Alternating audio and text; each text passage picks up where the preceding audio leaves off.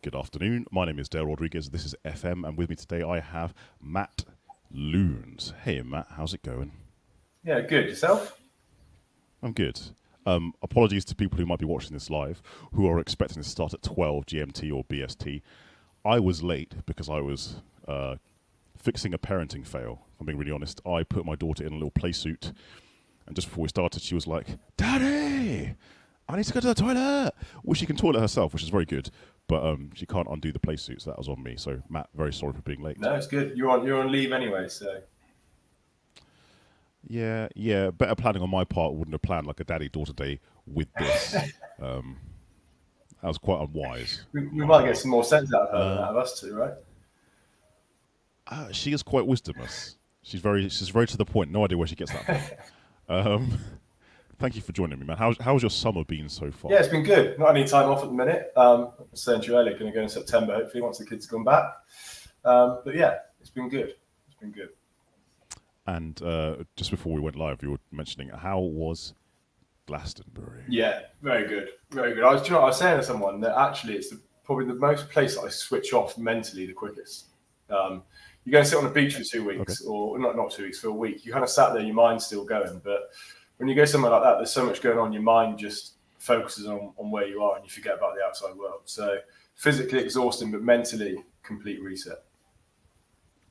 And before I follow up on that, I have to give a shout out to Raquel Flores. She is, I think it's 6 or 7 in the morning in Texas, and she watches this show almost every week. Yes. And I'm So very on a grateful for last that week, because also, early morning with Ryan and yourself.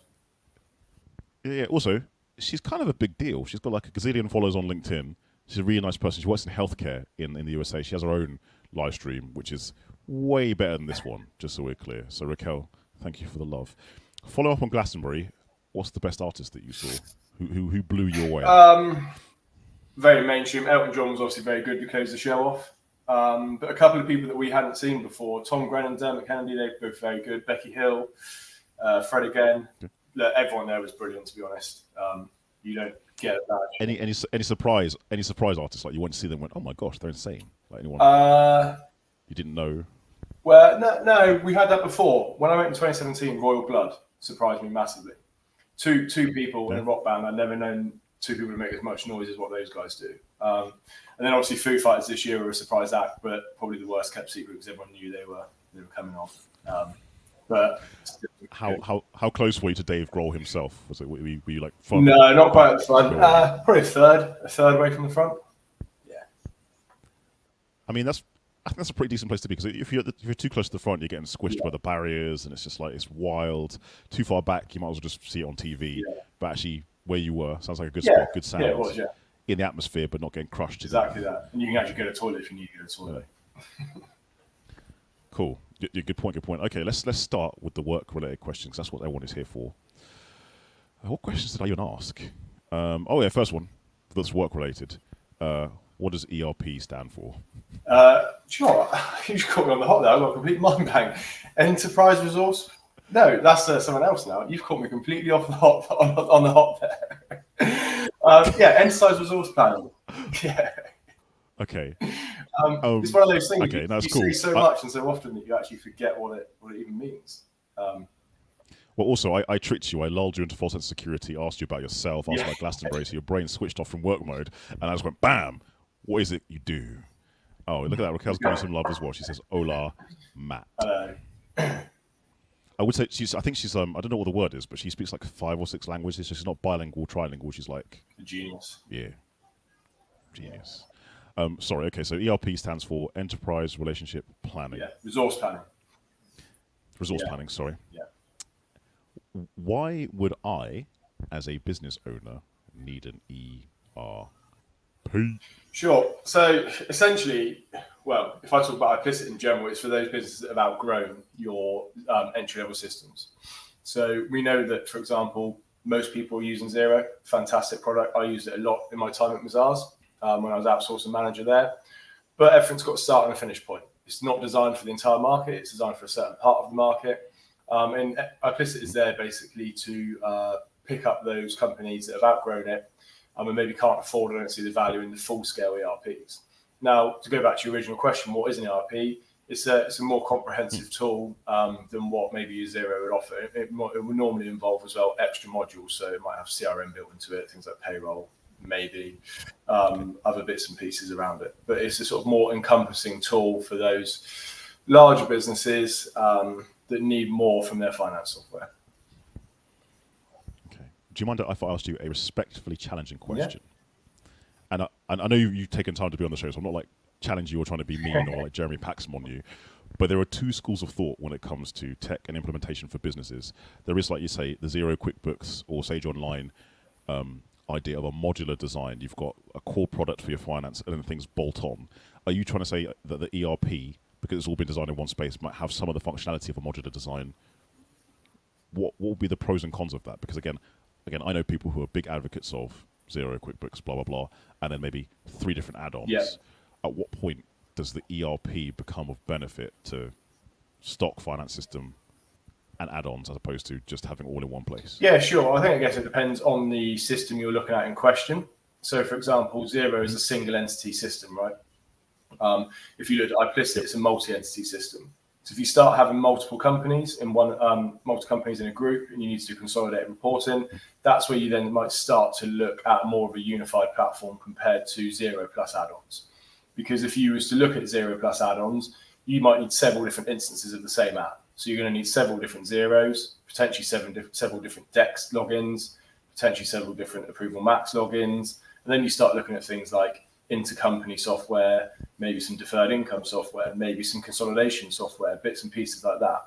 And we've actually had scenarios at iplicit where when it gets to a certain size, and the one that I've got in my mind is a 7-entity business that was across the UK and global, iplicit actually ended up being a cheaper solution than Xero plus add-ons. Now, that's not always going to be the case, but it's a more streamlined, more manageable platform. These apps are fantastic. And Xero has completely changed the landscape of what we do, right? You've only got to look at XeroCon in events like Digital Accounting Show and stuff like that to see how many products have almost been born off the back of what Xero have done and what they've created. But there does come a point where who's responsible for managing those? So yourself, Dale, Creston Reeves have got their own outsourced department and teams, etc., right? Yeah. If those app stacks start to break or there's an update and one doesn't talk to the other and stuff like that, who's responsible for fixing that? The client might come to you and look for you, and are you able to charge for that time? Maybe, maybe not. How do you find out which one it is that's broken the chain, so to speak? That's why I'm not a huge fan of Zapier, by the way. Like, I've got nothing with it, but like that is one of the issues. Like, if one particular app in your app stack breaks down and you use Zapier to link them together, if they don't update fast enough, that link's not there anymore. Exactly that. It's like, and then you've got the case of the technology development is rapid. So it's a case of backing the right horse. And just because you backed that horse 2 years ago, is it still the best market leading product? Because then you've got to change your complete scope potentially. And then you've got things that happened with Data, for example, in the past, where they turned off the functionality with Xero after QuickBooks went away and bought them. So overnight, you could find yourself in quite a predicament of your app stack stopped working, or the things that stopped working how they're meant to be working. So that unified platform offers a lot more, I think, reassurances around that kind of stuff. And look, it's not for everyone. When it gets to a certain point and a certain size, I think there's real value in that. Okay. Tick. If your boss is watching this, you've done a fantastic job of selling iplicit. Good job, buddy. Good job. So let's switch gears a little bit. No, joke aside, I'm grateful for you explaining the difference. You didn't just tout your own product; you explained pros and cons of both. So thank you for that. And for people who don't know, by the way, Matt also worked in practice, so he's not just saying this is like some Zen-bender. He's actually got years of experience working in practice, so very important to know. Who was, or who is, you might still be into them, your favourite Power Ranger? It's probably the red one. He was always the most powerful one, right? From my memory back in the day. He was the coolest one. Yeah. Yes. Did they have names? I can't remember now. Here's the thing. I think I remember. I think his name was Jason. Right. Okay. Yeah. Can't remember his last name. Yeah. But Jason, the Red Ranger. Bell. Yeah. And then didn't it start going like the Pokemon way, where you started having like, I think, what was there, 5 original Power Rangers, and then it went stupid, and there's like 30, every colour of the rainbow. Oh, so there were always like 5 or 6. Yeah. But then there were like new additions. Yeah. So there was like Power Rangers Geo, and then Power Rangers like Wild Force, and it got mad. Like Pokemon, the original no idea what that was all about. And now there's what? I don't know, a ridiculous amount. That's an interesting fact that you have in your head. 150. So were you a Pokemon geek back in the day? Oh yeah, everyone had a Game Boy, right? Pokemon Yellow, Blue, Red, was it? And then they started going crazy again with the games. Did you ever play the card game? Yes, and do you know what? They've come back on. They've come back on the scene. Our next door neighbour is a little boy, he's like 7 or 8, and he had some Pokemon cards knocking around the other day. Oh, fair enough. LinkedIn user, which I think I know who this is, Tommy Rules, Wyvern Mess. Which one's Tommy? I think that was the green slash. I think he was the green slash white ranger. Right. So again, Jason was the coolest one for a long time because he's the red ranger and the leader. Yeah. And then after the show got a little bit stale after a few seasons, they brought in the green ranger, who then became the white ranger. Did they all have different? Did he have different superpowers? And they must have done. I can't remember what they were. Man, they all had superpowers. They all did kung fu and martial arts and stuff. Yeah, but they have specific ones. The best part, did the green one have specific to the red? I remember they had different animals. Right. So I think like the red one was like a Triceratops, no, Tyrannosaurus Rex, I think, something like that. And then like the green one was like a pterodactyl or something like that, or I can't remember. Yeah. I would ask Raquel, but she has no pop culture reference whatsoever. Like, she admits this, she's never like really watched that much TV. Okay. Bringing it back to business. In my experience, when people say ERP, they think of things like NetSuite, SAP, and MS Dynamics, which tend to cost, generally speaking, $80K minimum just to look at them. Yeah. Is this true? And what's different about some of the mid-market offerings when it comes to ERPs? Yeah, sure. I think we would classify them as enterprise ERPs. Okay. So if I was looking at the market right now, you've got your enterprise ERPs, which is all the systems you've just described. You've got your entry-level systems, which is your Xeros, your QuickBooks, your Sage desktops, etc. But then what we are is what we call a mid-market solution. And we think that space has been massively underserved because you had your NetSuite, etc., was born in the cloud. It served the top part. Xero come along and changed the bottom part. But no one ever really addressed that middle market. And I think that's where we've really come along. And we've designed a system that is specifically for that mid-market space. Okay. So we're not trying to scale up. We're not trying to scale down. We've been designed specifically for that space. And that's why we can offer a lot cheaper implementations than what the full enterprise ERP systems are. Okay. So it's been designed for that space. There's only a few of us that are in that space designed specifically for that space. But the key with iplicit is it's all done. Can I be cheeky? Who are some of your competitors? Sure. I think I'd say the main competitors that have been designed for that mid-market space would be Accounts IQ and Xledger. Yeah, they're nice guys. I've spoken to them as well. Yeah. Yep. No, of course. Oh, it's funny because you say mid-market and you say like SAP and other things. And Mark Cowison, he said, why ERP? They're for enterprise kind of clients, so a certain size, certain turnover. But ERP has enterprise in its name, so I think that could be confusing for some people. No, yeah, of course. Because yours is an enterprise relationship planning system, but not for enterprise level businesses. Yeah, sure. No, I get what you're saying. It's definitely more, like I say, mid-market. It's reducing that entry-level system into this space, essentially, is what we're doing.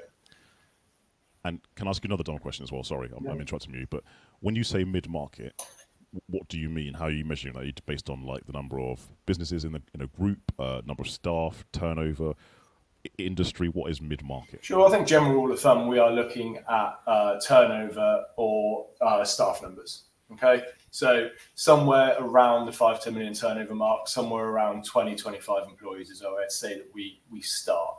Okay, you're always going to get those cases. Yeah, you're always going to get those cases of people that are below that, and you're always going to get those cases of people that are above that can still use Xero. Okay, but general rule of thumb, general guidance is that's where I'd say that we start. Whereas I think the other, the bigger ERPs, I'd say in the marketplace, like your NetSuite, for example, are a lot further on down that line. Okay, in terms of numbers, in terms of turnover in employees. And I think you've answered LinkedIn user, probably James Marshall from GI Outsourcing. How do you determine mid-market versus enterprise? We pretty much answered that question, so I'm not going to make you say that again. Sure. Okay, so do ERPs have to be specific to the industry, or can I just get iplicit and bang it into, I don't know, an agricultural client if I'm an agri accountant or a manufacturing client? That is one of the nice things that we've done with iplicit. There's one version of iplicit, and that can be used across any industry, any sector. So we've recently moved into education for multi-academy trusts. they use the same version of iplicit as what a charity does, as what a fintech does, as what a recruitment agent does, agriculture, etc. And the key there is because iplicit is all configured through tick switches and settings. It's not configured through code, this is where the larger systems in the market, that's where you're looking at a lot more cost, because it's about trying to string together bits and pieces, and it's not a case of true plug and play. There's always an element of coding and development to get them to do what they need to do, because it's so complex. iplicit is basically a core product, and then from there you're turning on features, you're turning off features, you're using areas of the system that you do or don't want to use. Okay, because I know from experience with charity reporting, there's often restricted and unrestricted funds. Yeah. So are you saying that's more like a tick in iplicit than it is? Yeah, basically we've got the concept of fund types built into iplicit. That's basically an area of the system. Mm-hmm. You can basically turn fund types on or off. And then once you've turned them on, you can then report by restricted funds, unrestricted funds. And then within that, you can then have all of your different types of restricted funds that you can report on your profit and loss. Essentially, the way we achieve it is iplicit offers unlimited dimensions. Tracking categories in 0, but we have, which is limited to 2.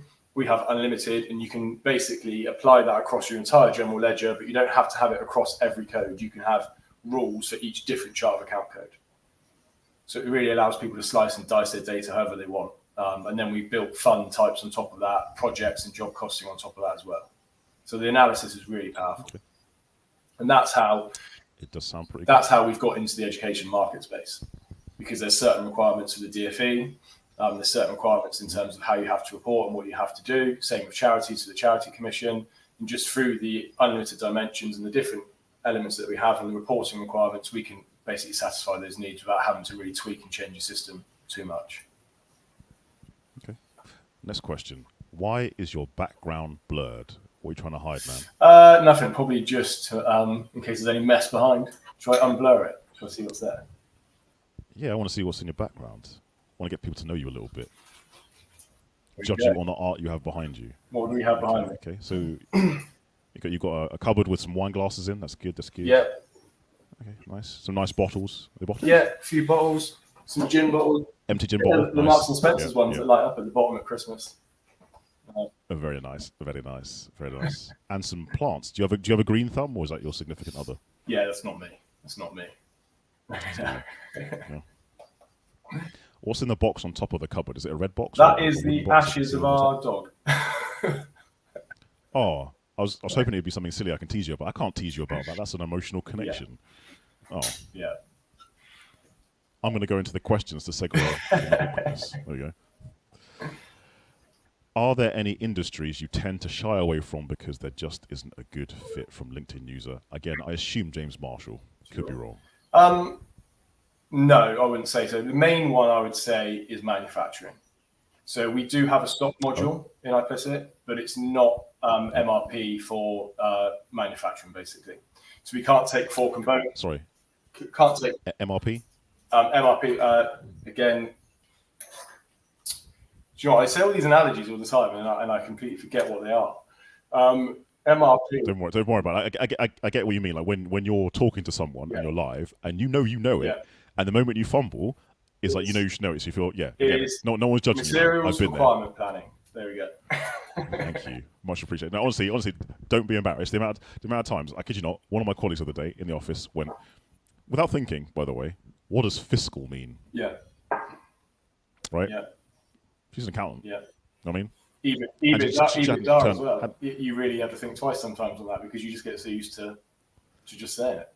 Yeah. There was one time when someone asked me what does CRM mean. I went blank. Spent 4 years implementing these bad boys, by the way, and I know what it means, but it was just awkward.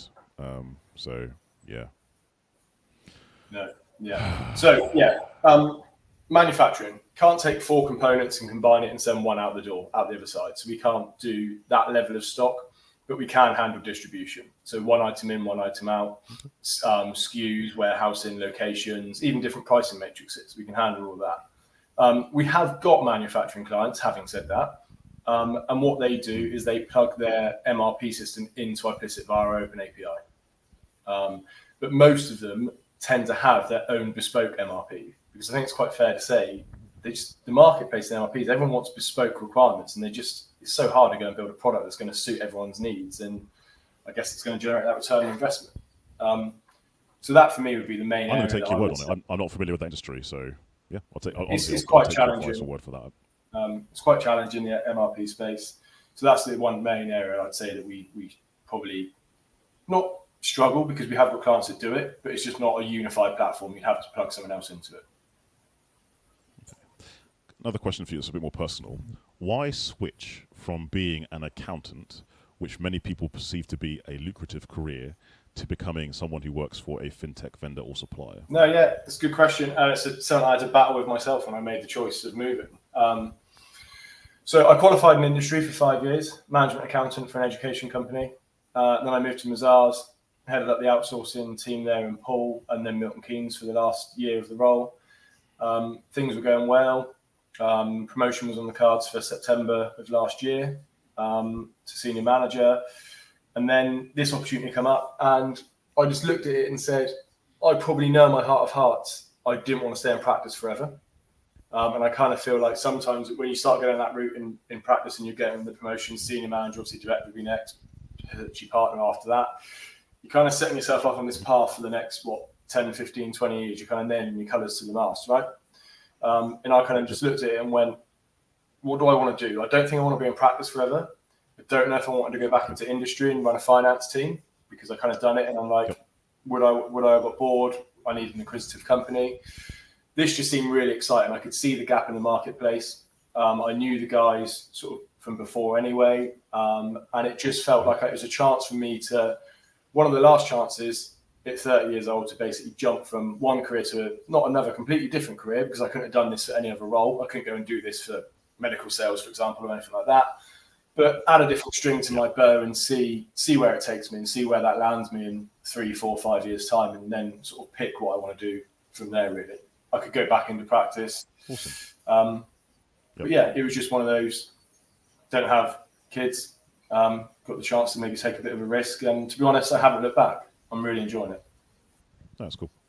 Thank you for sharing, because I realize it's more a personal question, but I'm going to drill down into that a little bit more, because I recently discovered actually I have some younger people, so some students and graduates who actually watch this, which is really cool. Yeah. Can you explain the difference between when you say working in industry and working in practice? What does that mean? Yeah, sure. So in industry, I worked in their finance team as a management accountant. So you are that company's finance team. I had a couple of bookkeepers and finance assistants working in the team.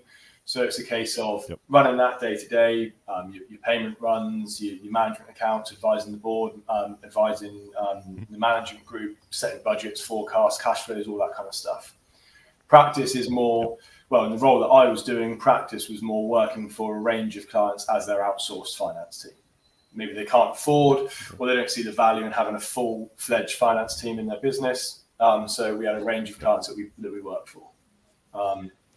Which of the two, which one did you prefer, and why? I learned a lot very quickly in the 4 years I was in practice, because you're working with such a range of clients in different industries, different phases of their journey, all that kind of stuff, that probably would have took me, I don't know how long in industry to learn. The industry one was a very good way to cut my teeth. I was straight out of university, and I was heading up the finance team pretty quickly from there and running it and attending board meetings and management meetings and stuff like that. But practice, I think, was just, I learned a lot more, a lot quicker. And you get, like I said, work with a range of clients. And it was quite exciting.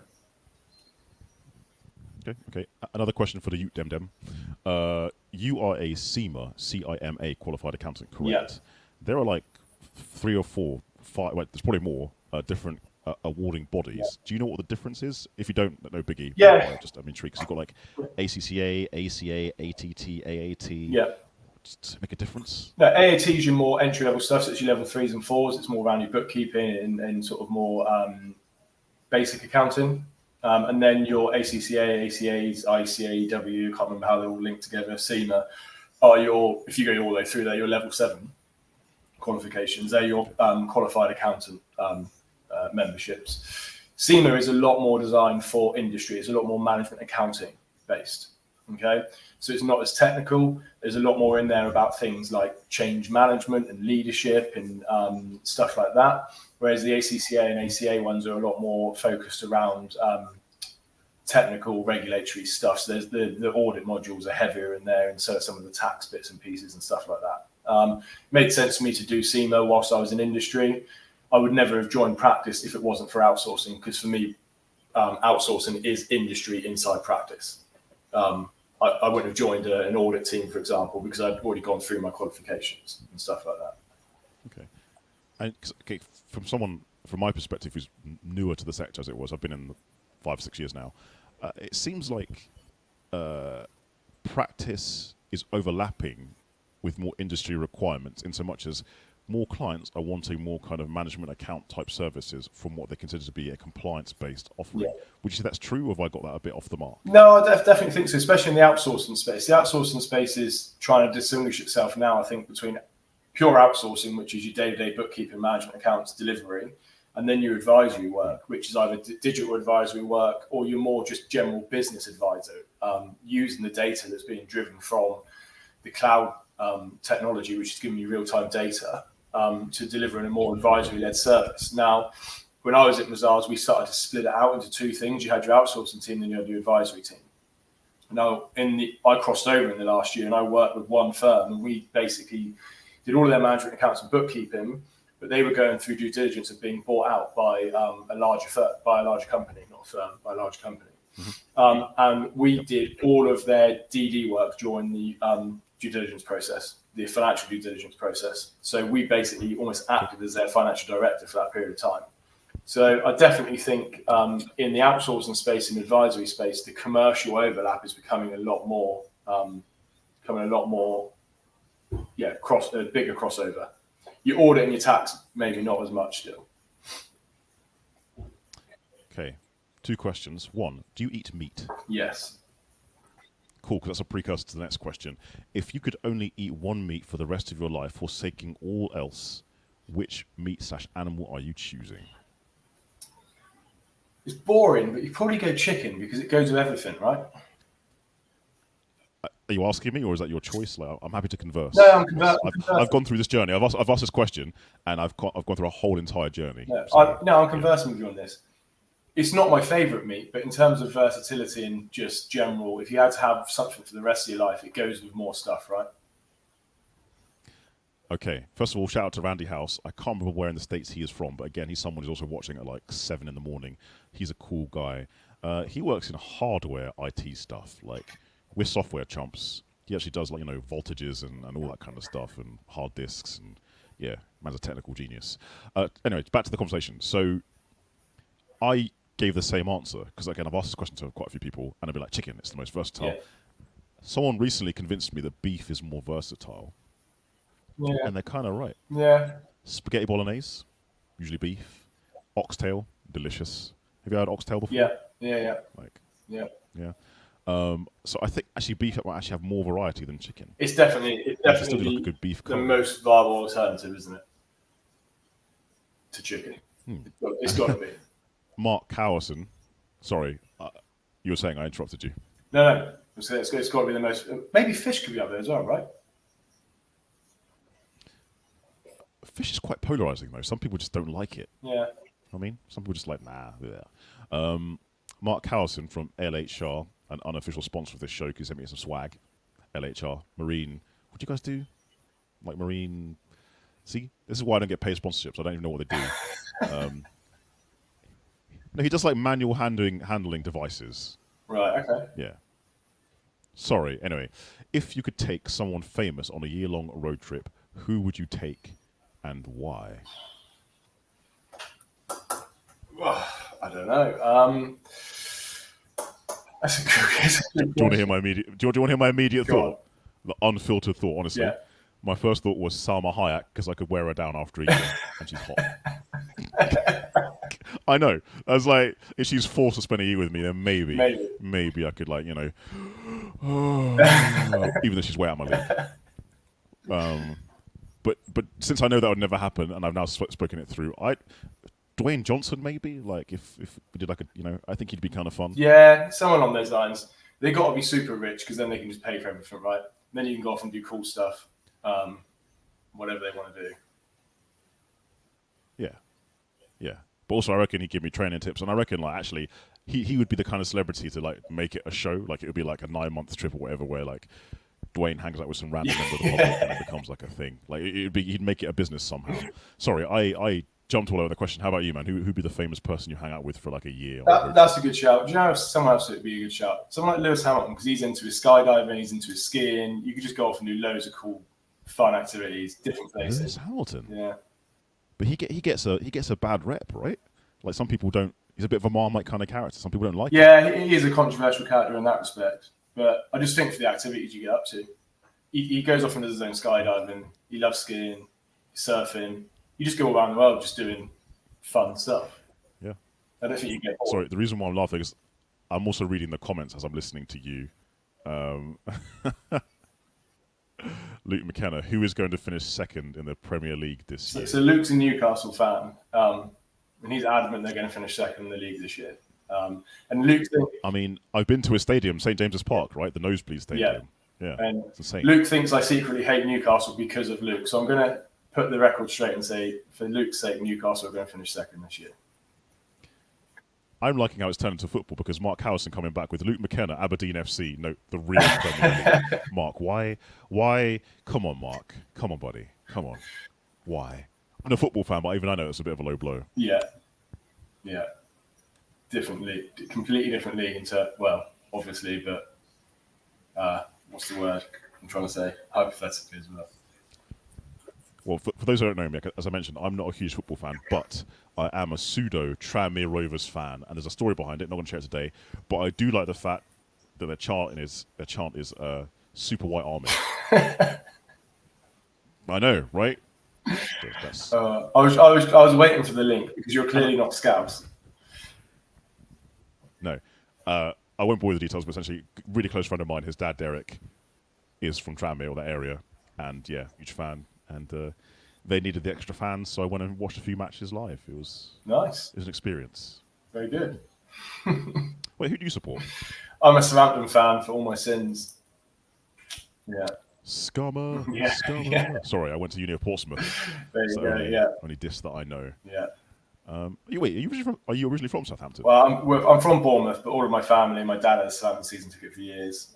It's not too far from where we are. I'm not far from the Hampshire border. Ringwood's just up the road. No, fair play. No, I've been to Bournemouth a few times. Great time, great night out. Yeah. Honestly, really good town. Yeah. Or is it a city? It's a town. They've been trying to get city status, but I don't think they've ever managed to get it.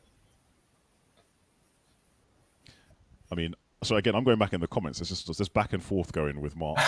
How many European Cups have Newcastle won? AFC have won 2. You know, gentlemen. This is neither the time nor place. I've given you some space. DM each other, hash it out, whatever. This is not what this show is about. Go away with your football nonsense. Mars, Snickers, or Twix? Which one are you picking? Mars, I think. Yeah. And why is this? The nuts get stuck in your teeth on a Snickers. If I had to rank it in order, Mars, Twix, Snickers, in that order. Do you know what? It didn't dawn on me. Why do ERP? It didn't dawn on me until recently one Christmas when we had a box of celebrations. A Milky Way, a Mars, and a Snickers is just an evolution of each other. You're adding the toffee and then you're adding the nuts. I think the Milky Way and Mars are different because the nougat is slightly different. It's slightly different. But you're right. It's the base. Right? Well, I know the nougat's like white and it's got milkiness in it, hence the Milky Way. Yeah. But no, you got a point. They're pretty much the same. It's a bit like accounting software. It goes like 0 iplicit NetSuite. You just add in a little bit more each time. I mean, if there's anyone from Xero or NetSuite or Xledger or accounts like you who wants to discuss that, let's have a live. That was very clever the way you did that. It wasn't even intended. It just comes to me there. Okay. Why do ERP implementations take so freaking long? And why do you need specialists to do it with you? So, firstly, there's a lot more to it. There's a lot more configuration to it, right? You're looking at more complex stuff. The beauty of a Xero, for example, is you can't really change it. There's a limited amount of customization. Just wait. Or QuickBooks. We're agnostic on this show. Sorry, yeah. Xero or QuickBooks. Or Sage Desktop. Sage Business Cloud, not desktop. There's so much you can do to them. It's very limited in what you can configure, right? So the second you start opening it up, And you see this not in just finance software, you see it in CRM software, your HubSpots, your Salesforces. The second you start being able to configure things, that adds complexities to it. People need to know what they're doing, they need to know what they're trying to achieve with it. Then you need to have a look at what the functionality is that they want. They're changing because they've got more complex requirements. Is that things like stock? Is it more detailed reporting requirements? Is it deferred income revenue recognition? All that kind of stuff, okay? And then I think, thirdly, the point is the larger ones that you spoke about, as I said earlier, they've been designed for that space. Ourselves and others, to keep it fair in the marketplace, have been designed specifically for the middle space. Okay. They're trying to scale down. They're trying to be something that they wasn't initially designed to be, potentially. Well, actually, we have designed it specifically to sit in that gap. So that's why we're significantly quicker than what the more complex systems would be. And when you say quicker, just to repeat, how long would you say? I know you can't give exact times and dates because it's different. Rough time to switch from maybe a zero to an ERP, a mid-market ERP. How long does it take? Is it? Because I know, for example, I've done NetSuite implementations before, or bidding companies have done them. It took like 2 years minimum, right? So what's the scale for an ERP like iplicit, et cetera, et cetera? How long does it take? We average 16 billable days.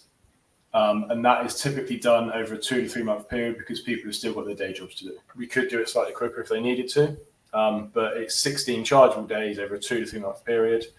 And actually, I think one key thing to note on our implementations, those 16 days are project management, it's report writing, workflow setup, dashboard creation, training, configuration, and data migration. So it's a full handheld process from start to finish. So the first day that they go live, they will take all my money. They will be trained, they'll have their data in the system, and they'll have the reports that they need to run for their business. Now, we know that the larger ones are sometimes, like you said, 50 to 100 billable days, a year to 2 years potentially. And quite a lot of that is mainly configuration. There's a lot of self-training, a lot of self-data migration. They have to go and write their own reports. So we think there's a real advantage there for the way that we've built the system and designed the system.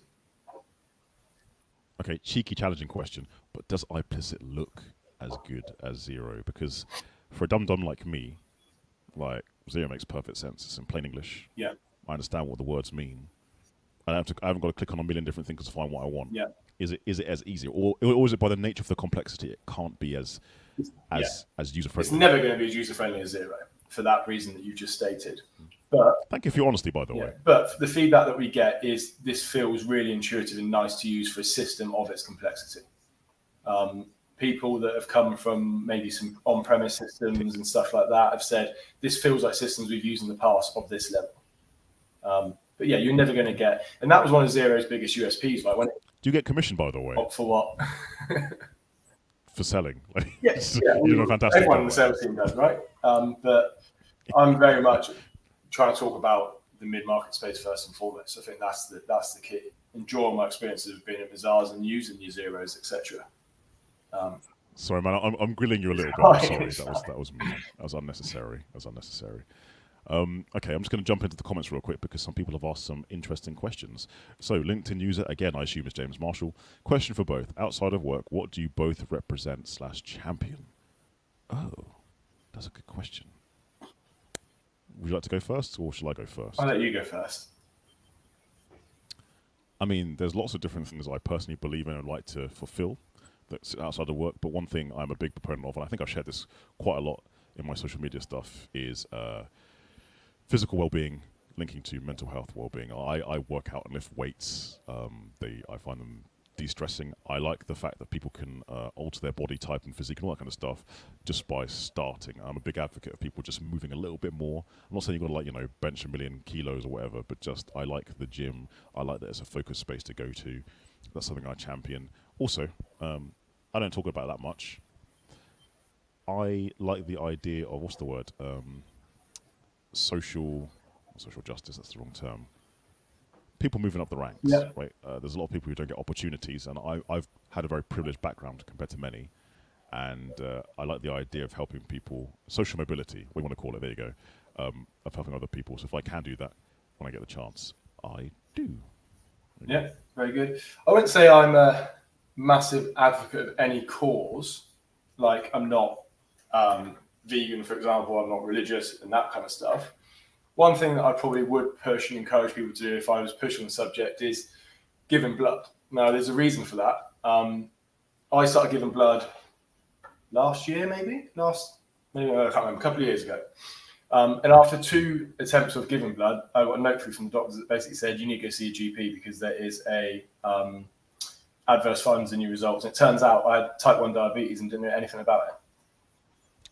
Wow. So I can't now give blood anymore for that reason because of my blood sugar content. But that would be one thing that I really would encourage people to do, because essentially it's almost acted as like a free mini health check for you. I think blokes can do it every 12 weeks, women are every 16 weeks. But if they find any adverse results, they're not really going to put that in someone else's body, right? So it's a good cause, and at the same time, you're almost getting a free MOT to a point. And if there's any adverse findings, you're going to find out about it. So it's helped me massively. Good question, LinkedIn user. Thank you for that one. And Mark Howison has given a question, and this could be a minefield, but we're going to ask it anyway. Mark Howison, do you engage with salespeople on the development of an ERP? They always moan about them. Well, we are the salespeople, but what we do is we engage with our partners and our customers. do? Yeah. We engage with partners, customers, etc. So we have focus groups. We do stuff like that. So when we're bringing out a new enhancement, so for example, our budget and forecasting is going to be enhanced in the new year. We are currently talking to partners, customers, even prospects about what they would like to see involved in that. Okay, so this is very much we don't think we know best. This is very much a case of trying to get input into the product and make it better. What would they like to see? Now, that's not carte blanche, but it all gets added into the mixing pot and it comes from there. So, yeah. That's a good question. And as someone who has worked in sales in the past and has had to use CRMs like Salesforce in businesses that are tiny, I think I know what Mark's getting at. So most salespeople get annoyed with the CRM because it takes time. Mm-hmm. Like salespeople, if they're making calls, if they're doing meetings, they usually can be extrovert in nature, or they have to be for their job, right? And they hate having to type up notes or log things. And I think my experience has been lots of CRMs when they're not configured correctly. You spend half a day, I'm not exaggerating, typing up notes of the stuff you've done, and just like I want it to be as easy as possible so I can do my job. My job is speaking to people and looking after clients. So I think, Mark, I could be wrong. Semi-loaded question, but again, it's like one of the most frustrating things about systems from a sales perspective is they're hard to use and they take ages, and often it's a finance-led decision. So when it comes to ERPs and accounting software, that choice will be made by the finance team with no consideration for any other area of the business, and it's why I have a job. So there we go. Sorry, I'm very biased. Sorry, Zoe Lacey Cooper's arrived. She apologised for being late. Hey, ZLC, how's it going? She's giving some props for giving blood. She had many transfusions as a child. Did not know that about you, Zoe. She can't donate herself. Respect to you. I didn't know you give blood. I can't give blood either, by the way, for a similar reason to Zoe. I looked into it, just can't do it. Bad times. Drawing this to a close, first again, I've said it before, I'll say it again. Thank you for taking the time. I know you're busy. I know everyone who comes on the show is busy, so thank you. And again, you answering these questions, you talking about iplicit and other products and sharing your experience, I think that's the true value of this, honestly. You're someone who actually can not just talk the talk, you've walked the walk, you've done it, you've been in practice, you get it. Do you have any questions for me? Why did you move into the accounting space? What was it? I was tricked. You was tricked. No, a friend of mine invited me into her practice, much more than Creston Reeves, for a data migration project. I didn't understand that I was going to be moving clients from desktop to cloud software, and learned very quickly it wasn't just data migration, or when you're changing accounting software, it's not just copy-paste, there's things you have to do.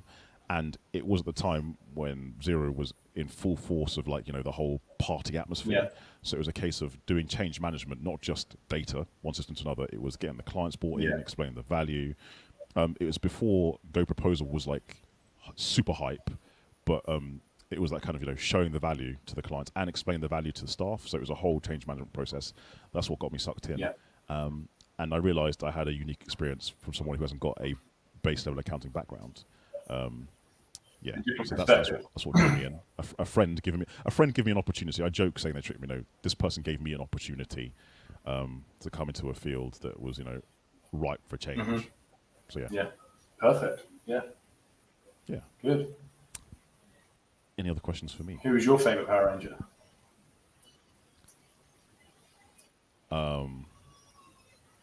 It was the Black Ranger.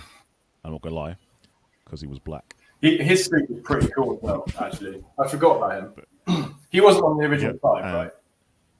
He was on the original 5. He was the original 5, and his was the Mastodon. He got the Mastodon, the black Mastodon. It was dope. Nice. Very cool. What about favourite Pokemon? My favourite Pokemon? It was Charizard. I know, very cliche, but Charizard was dragon. You know what I mean, with a fiery tail. What do you want? Yeah, I'd agree with that. Yeah. Cool. I'm gonna cut this off. Thank you for joining me. Nice one. Everyone who's commented, Luke, Randy, Zoe. I'm not gonna name everybody. Sorry. Thank you for tuning in. Thank you for watching. I'll see you all next week. And Matt, again, thank you for your time. No, Stay thank gangster. you.